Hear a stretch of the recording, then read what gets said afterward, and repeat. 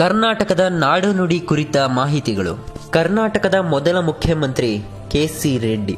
ಕರ್ನಾಟಕದ ಮೊದಲ ರಾಜ್ಯಪಾಲರು ಜಯಚಾಮರಾಜ ಒಡೆಯರ್. ಕರ್ನಾಟಕದ ದೊಡ್ಡ ನಗರ ಬೆಂಗಳೂರು ನಗರ. ಕರ್ನಾಟಕದ ಕರಾವಳಿಯ ದೊಡ್ಡ ನಗರ ಮಂಗಳೂರು.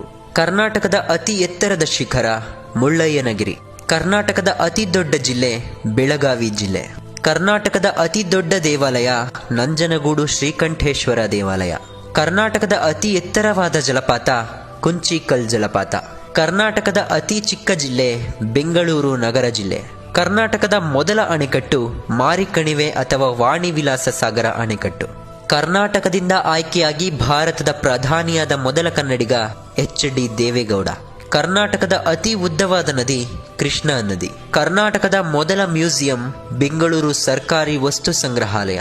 ಕರ್ನಾಟಕದ ಮೊದಲ ವೈದ್ಯರು ವೈ.ಜಿ. ಪರಮೇಶ್ವರ್. ಕರ್ನಾಟಕದಲ್ಲಿ ಅತಿ ಹೆಚ್ಚು ಕನ್ನಡ ಮಾತನಾಡುವ ಜನರಿರುವ ಜಿಲ್ಲೆ ಮಂಡ್ಯ ಜಿಲ್ಲೆ.